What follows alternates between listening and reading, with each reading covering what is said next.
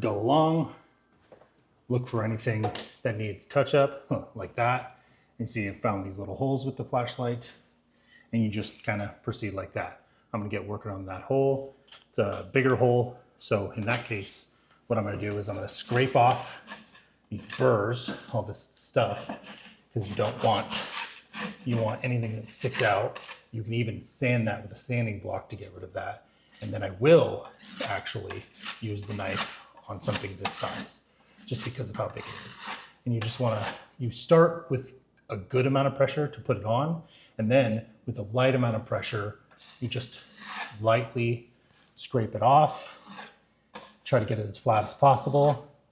And then that, with how recessed it is, I think I'm gonna add more, but what I might do is I might let that dry and then add a second coat later, just to give it some time to thicken up underneath. Now, I've got all this excess around there, and I don't like that.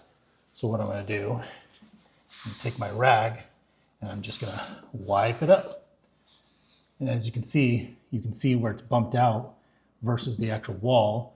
That is what you get when you spackle any hole with a spackling knife. And I could continue to scrape that down, but in this case, I will let it dry. I'm gonna sand it down and finish it later. And that's pretty much it. You just use a flashlight to find your holes, spackling compound, and either your spackling knife or your finger to fill holes. If you've got holes like this that you don't wanna just put spackle in, because then, you're gonna put some in there and it's gonna be recessed. And you gotta put multiple layers just to get it out to the level. You can fill that with anything, a dowel, some toothpicks. I'd put some spackling in there first, then I'd shove some toothpicks in there, snap them off or something, just to fill the hole so that it's not hollow, because the spackling compound isn't that strong. It's not that tough. And so I'm gonna put some in there now, and then when I come back around, it still won't be dry. I'm gonna probably put a dowel in there just to fill the hole.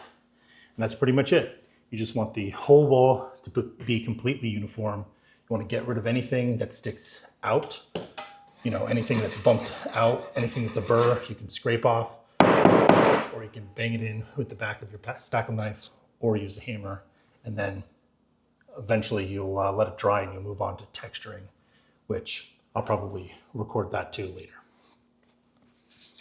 Either way, thanks for looking at this. Hopefully this helps somebody. You have a great day.